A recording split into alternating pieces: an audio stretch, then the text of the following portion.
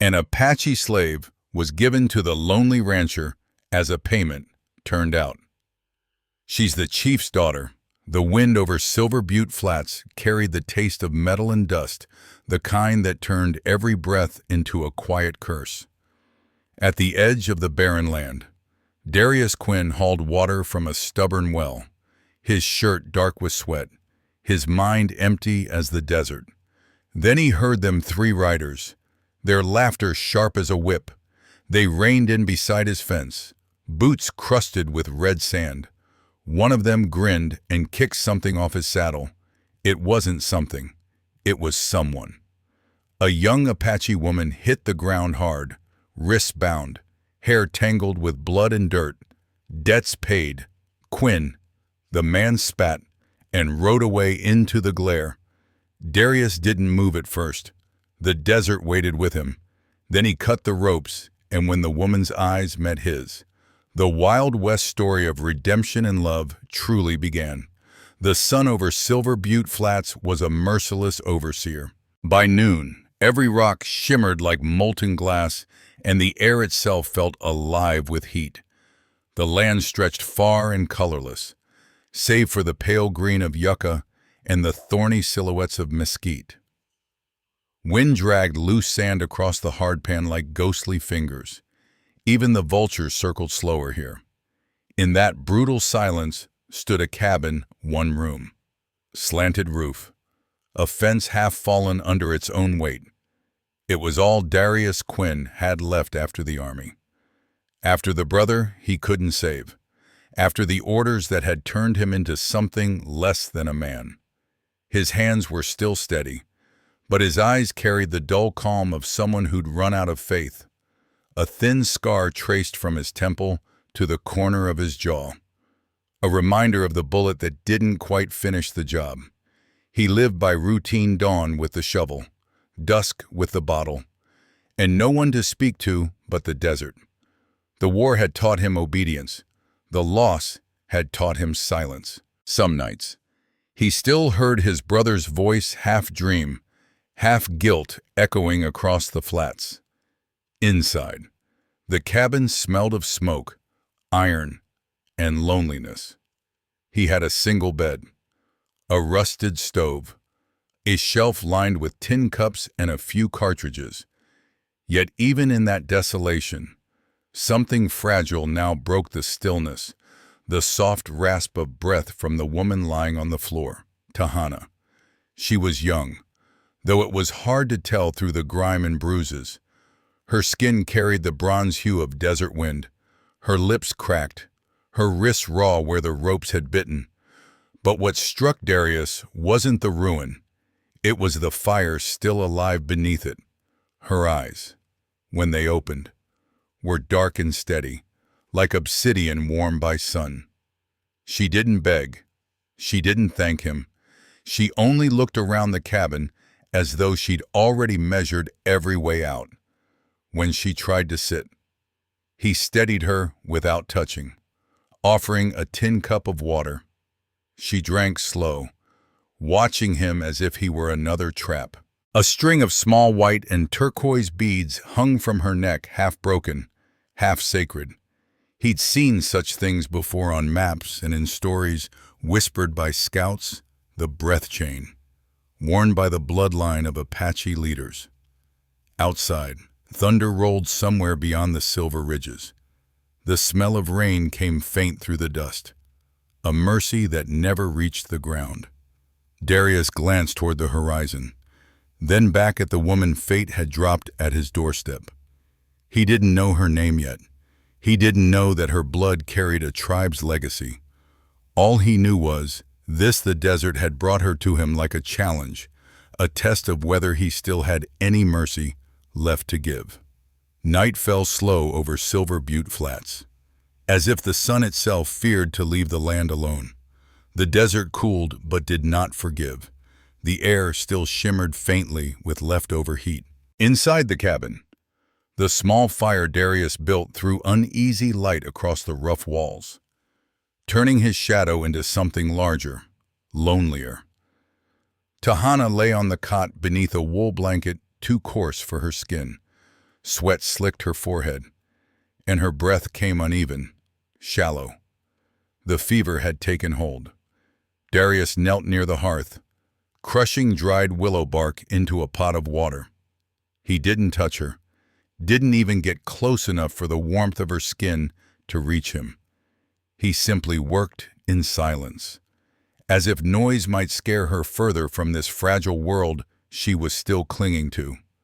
When the brew began to steam, he poured it into a tin cup and set it beside the bed. Then he stepped back, leaning against the wall, arms crossed, eyes fixed on the flame. Outside, coyotes called to each other across the flats, their voices thin and mournful. By midnight, she stirred. Her eyes fluttered open, unfocused at first, then sharp. She turned her head slightly, saw the cup, saw him. For a long moment, neither spoke. "Drink," he said quietly. She pushed herself up, trembling. The blanket slid from her shoulders. Her fingers brushed the cup's rim, but she didn't lift it yet. Instead, her gaze lingered on him, studying his face, the cut of his jaw, the way his hands stayed still at his sides. Her voice came dry but steady. "Have you ever hunted my kind?" The question cracked the silence like a gunshot. Darius looked away from the fire. For a heartbeat, he didn't answer. Then, softly, "I followed orders, not hearts." The space between them thickened, heavy with things unsaid. The logs popped in the hearth. A streak of flame painted his face in golden shadow. Tahana's eyes dropped to his forearm. The sleeve had slipped back, revealing a faint scar shaped like a burn, round and dark. She recognized it at once, the mark left by the brass buckle of a cavalry rifle sling. The same kind carried by soldiers who had raided her village 3 winters ago. She remembered that night too clearly. The thunder of hooves, the acrid smell of powder, the screams breaking through the sage smoke. She'd been only 16, clutching her younger brother's hand while fire ate through the reed roofs. When the soldiers came closer, her brother had pushed her toward the riverbank, shouting for her to run. She did. He didn't. By dawn, the camp was gone, replaced by ashes and silence. Now, staring at the man who had just admitted to obeying orders, she felt the past breathing again. Darius caught her stare, followed it to the scar, then pulled his sleeve down without a word. "I'm not that man anymore," he said finally, his voice hoarse. "But you were," she replied, and though her tone was calm, the words cut like sand through glass. He nodded once. "And you have every right to hate me for it." She didn't answer. Instead, she lifted the cup, drank slowly, the bitter taste filling her mouth. When she set it down, her hands were steadier. Outside, the wind pressed against the shutter, whining low, as if eavesdropping on their quiet. The room felt smaller, the air thick with the scent of willow bark and smoke.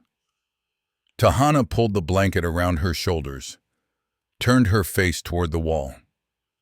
"You should sleep," she said. Darius didn't move.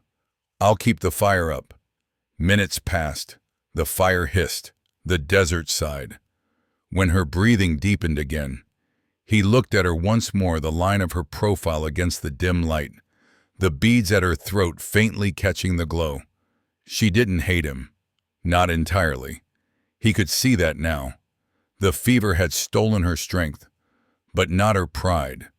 And something in that defiance eased the weight inside him. He turned back to the fire, the scar on his arm burning faintly under the sleeve, as though remembering her gaze. Behind him, she murmured in her language a soft, rhythmic prayer carried by sleep. And for the first time in years, Darius Quinn prayed too, not for forgiveness, but for the courage to deserve it. The days that followed bled together beneath the vast, merciless Texas sky. Mornings came pale and sharp, the air tasting of dust and iron. By the time the sun reached its peak, Silver Butte Flats shimmered like a giant mirror blinding. Silent, eternal. And yet, inside that stillness, something small began to stir. Tahana was healing. The fever left her, but its ghost remained in the slow rhythm of her movements. She spent her first morning outside standing barefoot by the well, her hair tangled, her wrists still marked by rope. She didn't speak. Darius didn't ask. He only watched from the shade of the porch, arms folded, half afraid to break whatever fragile truce had taken root between them. When she tried to draw water and the bucket jammed halfway, he moved to help. She jerked back, eyes narrowing. "I can manage." He stepped aside, nodding once, then manage. And she did, pulling the rope, hand over hand, until the pulley creaked and the bucket rose dripping. The effort left her shaking, but she didn't let him see it.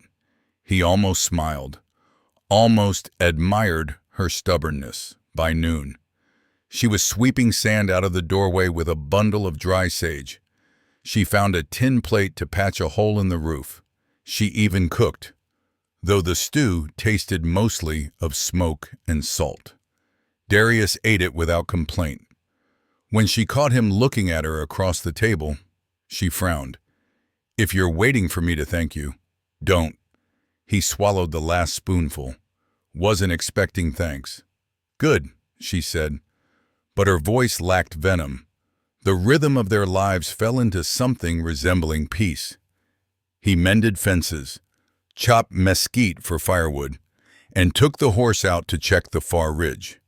She stayed close to the cabin, humming soft melodies in a language the desert seemed to understand. Sometimes, when the wind shifted, the tune carried to where Darius worked, and he'd pause, listening without meaning to. The sound didn't belong in that hard land.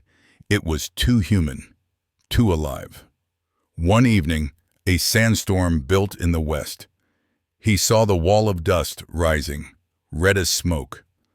He ran the horse into the corral and found Tahana kneeling near the fire pit. Her face lifted to the sky. She was murmuring something, her palms open. "What are you doing?" he called over the wind, speaking to the storm. She answered, eyes steady. "That works sometimes." She smiled faintly. "When it listens." The storm struck an hour later, rattling the shutters, howling like the lost. Inside, the two of them sat on the floor beside the hearth, the fire sputtering under stray gusts. Darius handed her his coat, but she shook her head. Instead, she reached toward the mantel and took down the chain of turquoise and bone beads that hung there, setting it gently in her lap. "This was my father's," she said quietly. "He wore it when he led our people to the northern plains. The white soldiers took it when they captured him. I thought it lost, until one of the traders gave it to me for food." Darius stared at the beads, the small, uneven shapes, the faintly polished surface where countless fingers must have rubbed for luck. "You kept it all this time. It's all that's left of him." He hesitated. "And you—" She met his gaze. "I was taken south, sold, traded, given. You saw how it ended." The storm pounded harder against the walls. The room flickered red, then black. Darius's jaw tightened, shame cutting deeper than the wind outside. "I can't change what men like me did." "No," she said softly, "but you can choose what kind of man you are now." For a moment, the noise outside disappeared, replaced by a quiet so complete it felt sacred. The firelight traced the curve of her cheek, the fine lines of exhaustion near her mouth. She looked strong even in weariness, stronger than he'd ever been. When he reached to add a log, his hand brushed hers. Both froze. Her skin was warm, roughened by sun and rope, but alive with pulse. He drew back immediately. She didn't move, just looked at him, unblinking. Then at the flame again. The storm passed before dawn, leaving a hush that felt new. Darius went outside to find the yard buried in red dust. The air smelled of rain that never fell. Behind him, the door creaked. Tahana stepped out. Wrapped in his old blanket, her hair blew across her face. The storm listened, she said. He looked at the horizon, where sunlight bled through the clouds. Maybe it did. They stood together, not speaking. A hawk drifted overhead, its shadow gliding over them like a blessing. That day, she began teaching him words in her language, simple ones. At first, water, sun, wind, breath. He repeated them slowly, his tongue clumsy on the syllables. She laughed once, the sound startling him with how alive it was. By week's end, the cabin no longer felt haunted. It still smelled of smoke and dust, but now also of stew and sage and faintly of her hair when the wind carried it close. At night, before sleep, Darius would glance toward the cot where she lay and see her beads hanging on the wall, catching the dim light. He didn't know what he was praying for, any more forgiveness, maybe, or the chance to deserve her laughter, whatever it was. The desert had stopped feeling empty, and somewhere deep in that silence, hope began to breathe again. By early summer, the desert had changed its color again, pale gold under morning light, raw copper by noon. The wind came from the south now, heavy with grit, whispering of storms. Darius could feel it in his bones, the same way he'd once felt ambushes coming before he saw dust rise on the horizon. Supplies were running low. The last of the salt had clumped to chalk, and the cartridges in his belt were down to 3. He told Tahana they'd have to ride to Dry Hollow before the week ended. She didn't argue. Her wounds had healed. The scars on her wrist were faint now, thin white bands that looked almost deliberate marks of survival rather than shame. They left at dawn. The horse carried both of them easily, the animal's hooves drumming a rhythm steady as breath. The road wound through gullies lined with mesquite and ocotillo, their shadows long and sharp. The silence between them wasn't cold anymore. It had become something like understanding. When the trail widened, Tahana asked, "Why live here, so far from everyone?" "Because it's far from me," he said after a pause. She glanced at him, puzzled. "I lost my brother out here. Not the land's fault, just needed a place that doesn't talk back."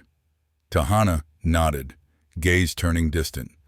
"My father used to say, the land doesn't speak, it remembers. Remembers what every wrong we bury in it." Neither said more. The wind rose, pulling at the edges of her shawl. By midday they reached Dry Hollow, a strip of wood and dust pretending to be a town. A saloon, a feed store, a few houses huddled behind warped fences. Men leaned against posts, eyes narrowing when they saw her. Darius dismounted first, tying the reins, ignoring the whispers. Inside Abel Moore's general store, the air smelled of tobacco and damp leather. Darius kept his voice flat. Salt, flour, cartridges. Moore squinted past him, grin curling. "You bringin' her in to sell, Quinn." The words hit like a slap. The room went quiet. Darius placed his coins on the counter with a hard clink. "Just the supplies." Moore smirked, but began filling the order. "Didn't know you were in the business of rescuing strays." Before Darius could answer, the door opened, and boots struck the floorboards in a rhythm of authority. Lieutenant Marshal Grant, the silver bars on his collar still gleaming despite the dust. "Well, I'll be damned," he said, tipping his hat back. "Darius Quinn, the scout who ran when things got rough."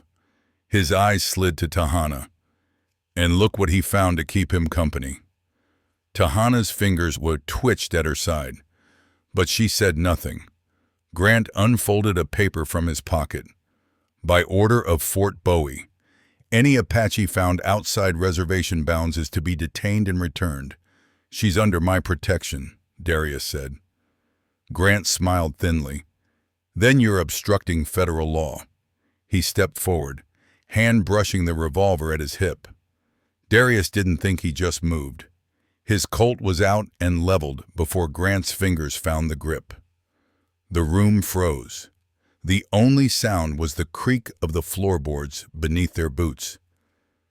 "Try," Darius said quietly. Moore backed away, eyes wide. Tahana stood behind him, her face calm but her breathing sharp. Grant's jaw tightened. He took a slow step back. "You'll regret this," he said. "Maybe," Darius answered, "but not today." Grant left. The door swung shut behind him, and for a moment the world seemed to exhale. They rode out fast, not looking back. Dust rose in plumes behind them, glowing red in the late sun. When they reached the flats again, Darius saw the western sky, darkening storm clouds, stacking high and mean. The wind hit harder, carrying sand and static. "They'll come for you now," Tahana said. "They always do," he replied, eyes on the horizon, the trick staying alive long enough to regret it. The storm reached them by nightfall, a wall of dust and fury swallowing the desert whole. The air turned copper, then black. Horses screamed, boards cracked. Darius grabbed Tahana's hand, shouting over the wind, "Come on!" They ran toward the back ridge where a narrow canyon split the stone, a place he'd used before when scouting. Sand bit at their faces, tore through their clothes. The wind screamed like 1,000 voices. Tahana stumbled once, and Darius pulled her up, his arms strong around her waist. When they finally reached the hollow between rocks, both were gasping, half blind. She slumped against the wall, blood streaking her shoulder, a grazing wound from something unseen. Darius tore his sleeve, pressed the cloth against it. "You're hurt." "I've been worse," she said through her teeth. He tied the bandage, hands trembling, not from fear, but something deeper, something close to shame. She caught the look on his face. "Why?" He didn't answer immediately. The storm's roar filled the world. "Finally," he said, "because I couldn't save the last one." Her brow furrowed. "The last what, my brother?" He swallowed hard. "He died because I followed orders, same orders that burned your people's camps. I told myself it was duty. Truth is, it was cowardice, for a long time." The only sound was the storm. Then she whispered, "My father was there, Chief Dasan. They said he was taken north. I thought he was dead." He looked up sharply. "Dasan." She nodded slowly. "I am his daughter." Darius felt the words strike deep in echo of every guilt he'd buried. He leaned back against the rock, eyes closed. "Then it should have been me the army took." Tahana's breath came shallow but steady. "You can't trade deaths, Darius Quinn. But you can trade what's left of your heart." He met her gaze, even through the grit and pain. Her eyes burned steady, black as midnight glass. The wind howled louder, drowning everything but the pulse between them. He reached up, brushed a streak of blood and dust from her cheek. She didn't pull away. "You deserve to live," she said, voice trembling now. "If only to remember."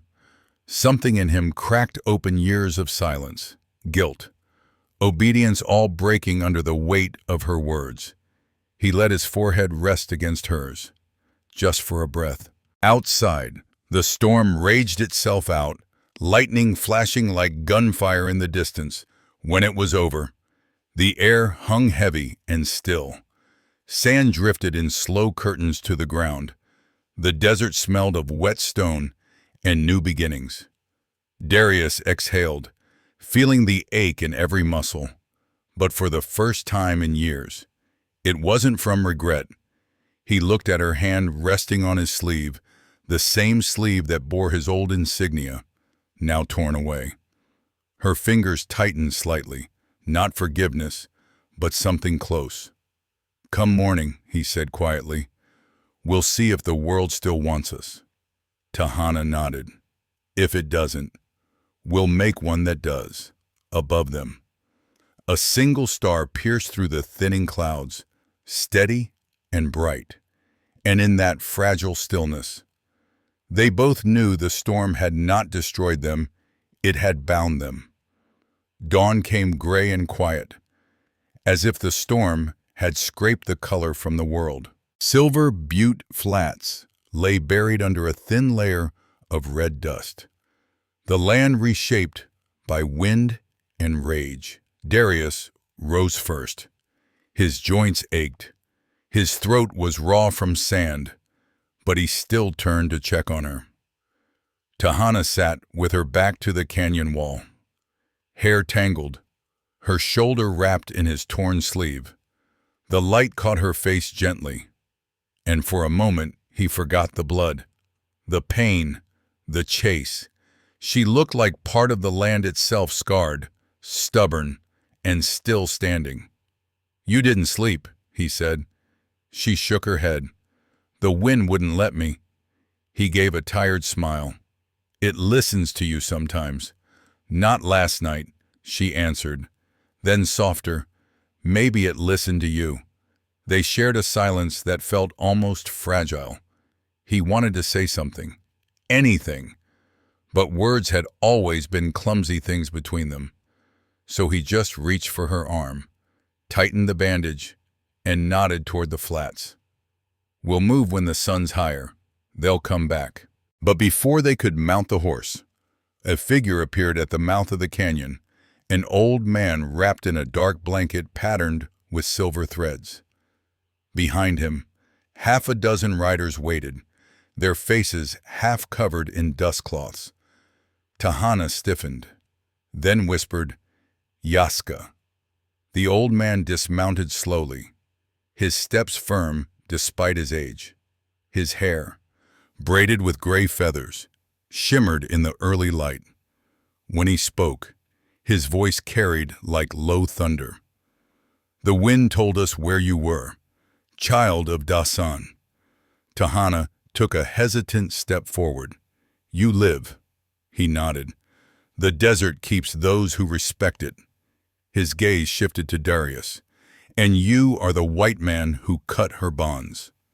Darius inclined his head, uncertain if he should speak. "I am." Yaska studied him for a long, unblinking moment. "You harmed her, no." The elder gave a small nod. "Then part of your breath belongs to her now. When one saves another in the storm, their spirits share a path until death divides it." The words sank deep into Darius's chest, heavier than any oath he'd ever sworn. "Then I'll walk that path," he said quietly. Yaska's eyes softened, but before more could be said, the sound of hoofbeats echoed again, sharper, faster. From the ridge came Lieutenant Grant and 6 cavalrymen, their sabers glinting like broken sunlight. "Step aside," Quinn Grant shouted. "That woman's under military arrest." Darius moved forward, placing himself between them. "She's under my protection." Grant's jaw tightened. "You think a handful of savages will save you?" Yaska raised one hand, speaking a single word in Apache, a word that rolled like thunder breaking. From the cliffs above, 3 warriors rose, bows drawn, arrowheads catching the light. The soldiers hesitated. Grant's horse snorted, uneasy. Darius didn't raise his gun. He didn't have to. "You've got one chance to leave, Marshal," he said evenly. "No medals in dying for pride." For a moment, the lieutenant wavered, his pride wrestling with common sense. Then he spat into the dust. "You'll regret this." "I already do," Darius said. Grant yanked his reins and turned his horse. The others followed, their silhouettes swallowed by the morning glare. When the dust settled, Yaska lowered his hand. The tension eased. Though no one quite breathed yet, the old man looked to Darius again. "You have chosen your side. Few men do so with open eyes." "I've spent enough years blind," Darius answered. Yaska turned to Tahana. "Your father still lives, though weak. He waits by the San Pedro River. Come home, child. The blood of Dasan still calls." Tahana's eyes glistened not with tears, but with something heavier. "Older. Home," she repeated, as if tasting the word. Then she looked at Darius, standing dusty and unarmed in front of her, the man who had risked everything without asking for forgiveness. "If I go," she said softly, "the wind will forget me." Yaska laid a hand on her shoulder. "The wind forgets no one, but it cannot wait forever." He turned back to his riders and gave a nod. They melted into the horizon, leaving her to her choice. Darius said nothing. The world felt painfully still, finally. He muttered, "He's your father. You should go." Tahana looked at him for a long while.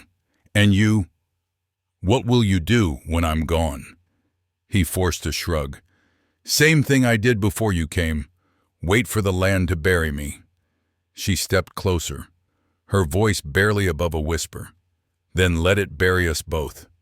He blinked, unsure he'd heard right. "You'd stay after all this." Her smile was faint but sure. "My father taught me that freedom isn't where you were born. It's where your spirit stops running. Mine stops here." She reached into her satchel and drew out the turquoise and bone chain. Now broken in one place, gently, she wrapped it around his wrist. "Two who survived the same storm share breath. Now you can't send me away." He stared at the beads glinting in the light, half white, half sky blue, then at her hand resting over his. "What will your people say that I followed my father's teaching?" she said. "To walk ahead so others may live, for the first time." He didn't argue. The morning stretched around them, endless and clean. The wind came again, not as a curse but a song, carrying the scent of new rain. Tahana lifted her face to it and whispered a few words in Apache. Darius didn't understand, but the sound moved through him like mercy. He reached for her hand. This time she didn't pull away. Together, they began the slow walk back toward the cabin, toward whatever life waited. Behind them, the storm-worn canyon stood empty, its silence no longer hollow. As they reached the ridge, the sun broke through the last cloud, spilling gold over the flats. Tahana turned to him, her voice soft but certain. "The land remembers, Darius Quinn. And now it remembers us." He looked at her, at the chain circling his wrist, and for the first time in years, smiled without bitterness. "Then let's give it something worth remembering." They walked on as the desert breathed around them, no longer two strangers bound by guilt, but two souls bound by choice. And above Silver Butte Flats, the wind carried their names like a promise. A year later, Silver Butte Flats no longer looked like the place where Darius Quinn had waited to die. Spring had come early, softening the edges of the desert. Rain had visited once that winter, just enough to coax green from the stubborn soil. Now the flats shimmered under the morning sun, carpeted with low tufts of grass and scattered bursts of yellow yucca bloom. The cabin had changed too. The roof no longer sagged, its boards patched with care. A new corral stood to the east, holding 2 mares and a young foal that still stumbled when it ran. From the porch came the sound of a hammer, steady and sure. Darius stood bare-armed in the light, driving nails into a fence rail, his wrist glinting each time the hammer rose. Around it lay the chain of turquoise and bone, dulled by work but unbroken. Behind him, the door opened. Tahana stepped out, the wind catching her hair and scattering it across her shoulders. She carried a clay pot of water balanced on her hip, the smell of sage and smoke clinging to her. She watched him for a moment before setting the pot down. "The roof's holding," she said. "For now," he answered, smiling. "I think this place might finally forgive me. Or maybe," she said, touching his arm lightly, "you forgave yourself." They stood side by side, looking out over the land that had nearly killed them both. The sky stretched wide and merciful, a color so bright it hurt to stare at. Somewhere beyond the ridge, a hawk screamed a sharp, living sound that carried far into the stillness. Tahana leaned her head against his shoulder.